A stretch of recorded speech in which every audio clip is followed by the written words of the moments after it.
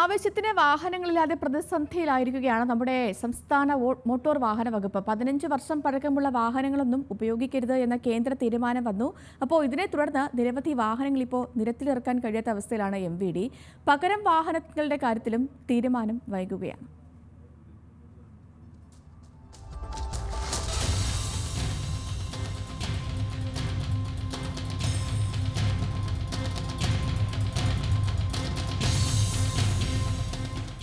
Motor വാഹന വകുപ്പിൽ വാഹനങ്ങളുടെ കുറവ് ചൂണ്ടിക്കാട്ടി ട്രാൻസ്പോർട്ട് കമ്മീഷണർ ഗതാഗത സെക്രട്ടറിക്ക് നേരത്തെ കത്തയച്ചിരുന്നു.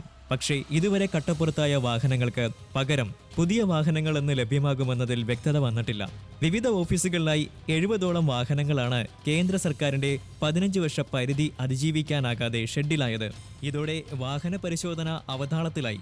ട്രാൻസ്പോർട്ട് കമ്മീഷണറുടെ 2019 സർക്കുലർ പ്രകാരം ഒരു MEI ഉദ്യോഗസ്ഥൻ ഒരു മാസം 150 നിയമലംഘനങ്ങൾ കണ്ടെത്തണമെന്നും 2 ലക്ഷം രൂപ പിഴ ഈടാക്കണമെന്നുമുള്ള നിർദ്ദേശമുണ്ട്. വാഹനങ്ങളുടെ അഭാവത്തിൽ ഇത് പാലിക്കാൻ ഉദ്യോഗസ്ഥർക്ക് ആകുന്നില്ല. നിലവിൽ സാമ്പത്തിക പ്രതിസന്ധിയിലുള്ള സർക്കാരിന് ലഭിക്കേണ്ട വരുമാനത്തിലും ഇത് വലിയ നഷ്ടമുണ്ടാക്കുന്നുണ്ട്. എത്രയും വേഗം പ്രതിസന്ധിക്ക് പരിഹാരമുണ്ടാക്കണമെന്നാണ് മോട്ടോർ വാഹന വകുപ്പിന്റെ ആവശ്യം. ന്യൂസ് മലയാളം, തിരുവനന്തപുരം.